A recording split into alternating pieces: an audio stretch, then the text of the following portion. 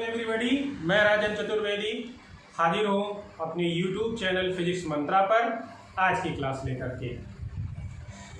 जो भी लोग इस वीडियो को देख रहे हैं उनसे अनुरोध है कि इसके पहले की वीडियो इलेक्ट्रोमैग्नेटिक्स 2.01 को जरूर देखें, जिसमें हमने चार्ज और चार्ज की प्रॉपर्टीज के बारे में तथा क्वार्क सेट के बारे में डिस्कस किया है। आज की चर्चा शुरू करने से पहले हम कल की बात को रिपीट कर लेते हैं। मैंने कल आपको बताया कि चार्ज क्या होता है। किसी भी ऑब्जेक्ट या एटम पर इलेक्ट्रॉन की एक्सेस या डिफिशियंसी अर्थात अधिकता या कमी को हम चार्ज कहते हैं। चार्ज दो प्रकार के होते हैं, बेंजामिन फ्रैंकलिन ने बताया, पॉजिटिव और निगेटिव। लाइक चार्जेस एक दूसरे को रिपल करते हैं, अनलाइक चार्जेस एक दूसरे को अट्रैक्ट करते हैं। और चार्ज में मिल्कान के ऑयल-ग्राफ मॉडल में फंडामेंटल चार्ज पर चार्ज याद किया गया, जो कि 1.6 × 10⁻⁹ कूलम था। चार्ज की प्रॉपर्टी क्या बताई गई? चार्ज कंजर्वेटिव नेचर का होता है, ना ये उत्पन्न होता है ना नष्ट होता है, एक वस्तु दूसरी वस्तु पर हस्तांतरित किया जा सकता है। फिर आपको बताया कि यह एडिटिव प्रॉपर्टी रखता है अर्थात योगात्मक गुण रखता है कि किसी निकाय में जो नेट चार्ज होगा वो इंडिविजुअल चार्जेस के योग के बराबर होगा, अर्थात Q1, Q2, Q3 सबको हम ऐड कर देंगे साइन के साथ। अर्थात अगर वो प्लस है तो पॉजिटिव साइन लगाएंगे, अगर माइनस चार्ज है तो निगेटिव साइन लगाएंगे। फिर आपको बताया था कि किसी भी ऑब्जेक्ट पर यदि चार्ज है तो उस पर कभी मोशन का कोई प्रभाव नहीं पड़ता। बताया था यह इसलिए जरूरी है क्योंकि मास जो है वो मोशन होने पर, वेलोसिटी बदलने पर मास बदलता है, लेकिन चार्ज पर मोशन का कोई प्रभाव नहीं पड़ता है। और लास्ट में मैंने आपको बताया था चार्जेस का क्वांटीकरण सिद्धांत या क्वांटीकरण लॉ, जिसके अनुसार किसी भी ऑब्जेक्ट पर जो चार्ज होता है वो फंडामेंटल चार्ज E का इंटीग्रल मल्टीपल होता है प्लस माइनस NE, जिसको हम लिखते हैं Q = NE। आज का ये जो शूट है वो एक छोटा सा सेशन हम लेंगे, और इस छोटे से सेशन में जैसे जो बच्चे जिनको न्यूमेरिकल प्रॉब्लम लगाने में दिक्कत होती है सिर्फ उनके लिए बात करेंगे और कुछ चीज़ें, कुछ न्यूमेरिकल्स डिस्कस करेंगे। बस मात्र 10-15 मिनट का ये लेक्चर होगा, बाकी आगे का जो टॉपिक है वो हम नेक्स्ट लेक्चर में भी प्रोवाइड कराएंगे आपको।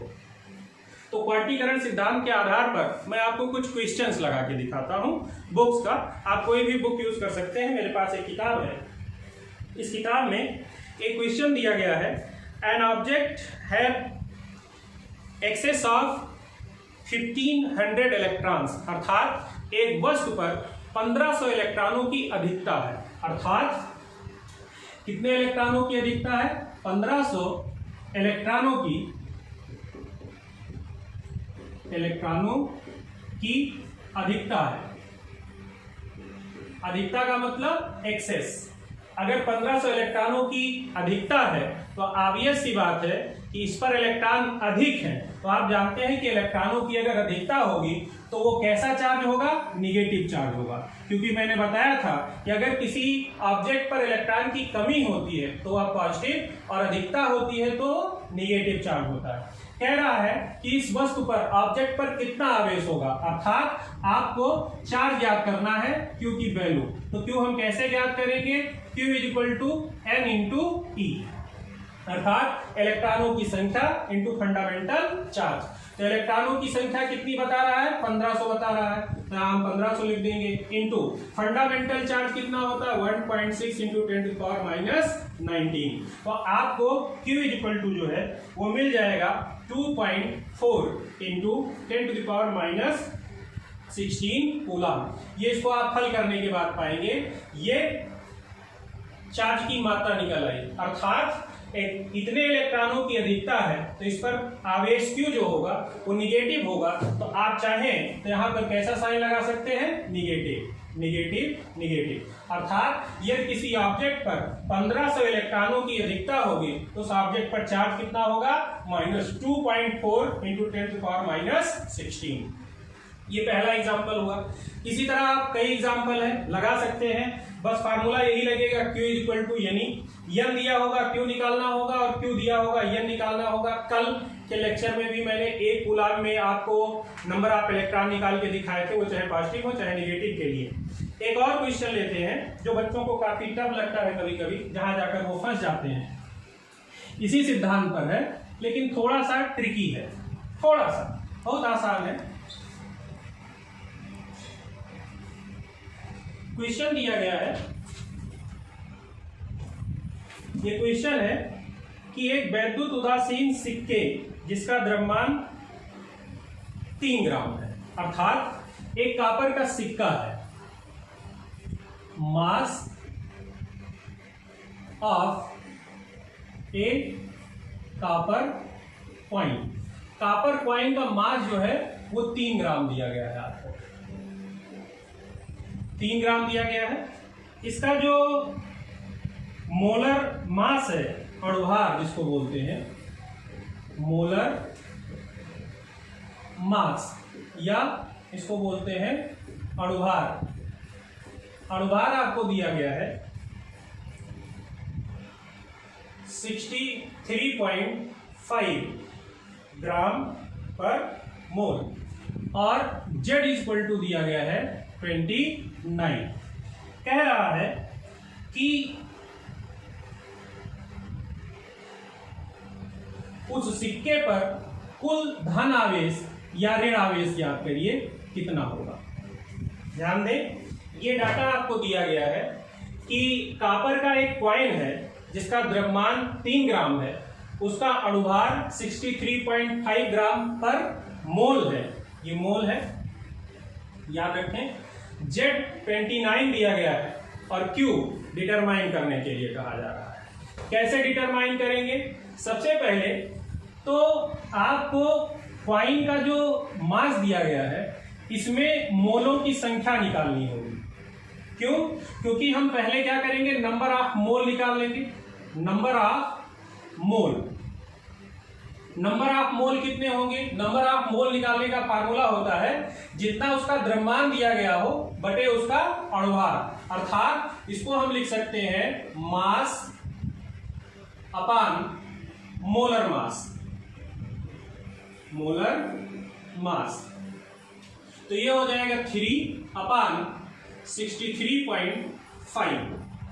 तो ये नंबर ऑफ मोल मिल गया, अर्थात जो 3 ग्राम का आपका सिक्का दिया गया है, इस सिक्के में जो मोलों की संख्या होगी और इन मोलों की संख्या को हम स्मॉल n से रिप्रेजेंट कर देते हैं। से दिस इज स्मॉल n, ऐसे लिख देते हैं नंबर ऑफ मोल, और नंबर ऑफ मोल को बोल देते हैं स्मॉल n।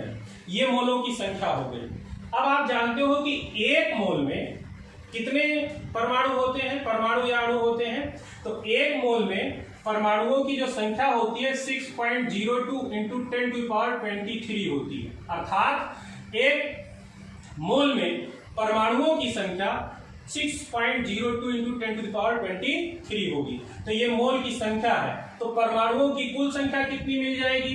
तो number of atoms, number of atoms in coin, coin में नंबर ऑफ एटम कितने होंगे? तो क्वाइन में नंबर ऑफ एटम कितने हो जाएंगे? मोलों की संख्या स्मॉल n गुणे एक मोल में परमाणुओं की संख्या, एक मोल में परमाणुओं की संख्या 6.02 इंटू 10⁻23 होगी, अर्थात number of atom in coin, सिक्कों में एटम्स की संख्या जो होगी वो मोलों की संख्या गुणे एक मोल में परमाणुओं की संख्या।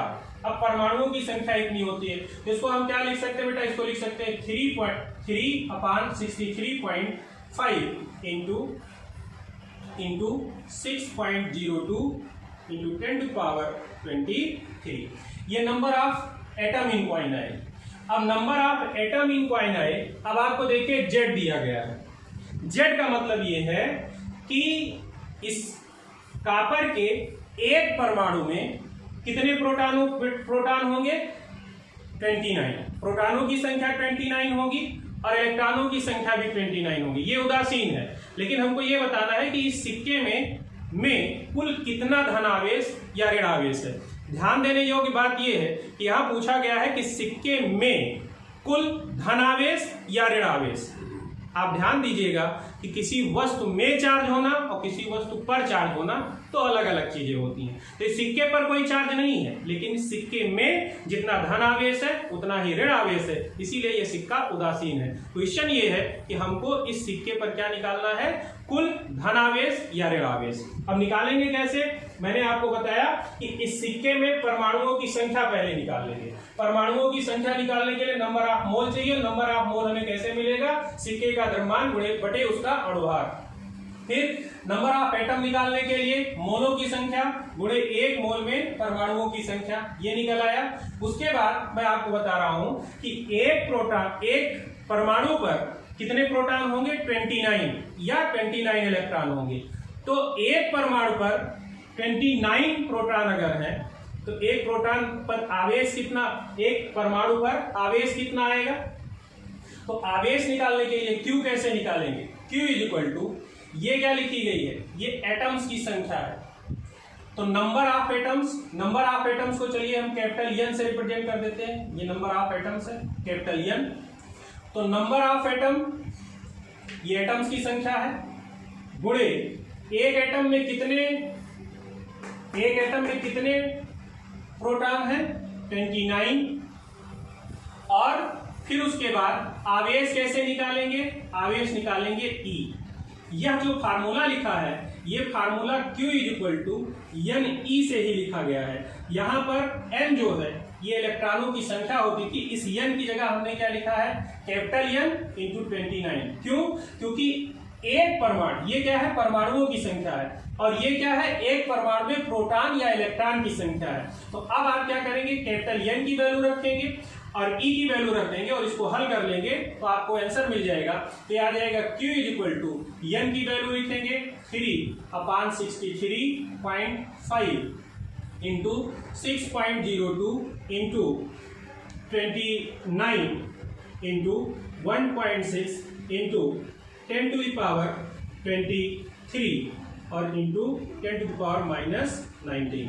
इसको आप हल करेंगे, Q इज इक्वल टू आपको लगभग मिलेगा 1.32 into 10 to the power 5 coulomb, अर्थात ये आवेश की कुल मात्रा मिल गई। तो आपको यह ध्यान रखना है इस आंसर क्वेश्चन में कि आपको इस दिए गए कॉपर के सैंपल में अगर आप चाहते हैं कि कुल धनावेश या कुल ऋणावेश निकाला जाए तो आपको क्या क्या निकालना पड़ेगा, आपको मोलों की संख्या निकालनी पड़ेगी। फिर परमाणु की संख्या ज्ञात करने के लिए क्या करेंगे, मोलों की संख्या में एक मोल में जितने परमाणु होते हैं उससे गुणा कर देंगे तो आपको कुल परमाणुओं की संख्या पता चल जाएगी। एक परमाणु में कितने इलेक्ट्रॉन या प्रोटॉन है, 29। तो यहां पर Q इज इक्वल टू आ जाएगा N इंटू 29 इंटू E, और ये फार्मूला क्या है, Q is equal to NE का ही है। इसको हल करने पर ये आंसर आ जाएगा। आपको क्वांटीकरण सिद्धांत पे जो ट्रिकी क्वेश्चन होगा वो ज्यादातर इस टाइप का मिलेगा।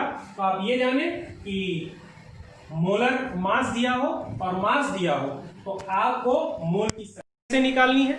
मोल की संख्या जब निकाल लेंगे तो एक मोल में जितने अणु या परमाणु होते हैं उनसे आप गुणा करेंगे तो कुल परमाणुओं की संख्या निकल आएगी। फिर कुल परमाणुओं की संख्या निकल आएगी तो एक परमाणु में 29 प्रोटॉन या इलेक्ट्रॉन होते हैं तो 29 से यहां गुणा करना पड़ेगा। तो ये formula Q is equal to NE जैसा ही है, लेकिन N की जगह यहां पर क्या लिखा गया है, N इंटू 29। क्यों, क्योंकि ये परमाणुओं की संख्या है और एक परमाणु पर प्रोटॉन कितने होते हैं, 29 होते हैं। ठीक, ये क्वांटीकरण सिद्धांत पर एक छोटा सा न्यूमेरिकल लेक्चर है जो भी 10-12 मिनट का हो। नेक्स्ट लेक्चर में हम कूलाम के नियम की बात करेंगे और फिर कूलाम के नियम से संबंधित एग्जाम्पल्स की बात करेंगे और न्यूमेरिकल्स लगाएंगे। ठीक, मिलते हैं अगले वीडियो में। तब तक इस वीडियो को लाइक करिए, शेयर करिए, सब्सक्राइब करिए। और कोई क्वेश्चन अगर आपको नहीं आता है तो जो लोग हमारा फ़ोन नंबर जानते हैं वो व्हाट्सएप कर सकते हैं या आप कमेंट बॉक्स में पूछ सकते हैं। अगर संभव होगा कमेंट बॉक्स में आंसर देना तो आपको आंसर जरूर मिलेगा। और ये जरूर बताएं कि आपको सारी चीज़ें समझ में आई कि नहीं आई। Good bye.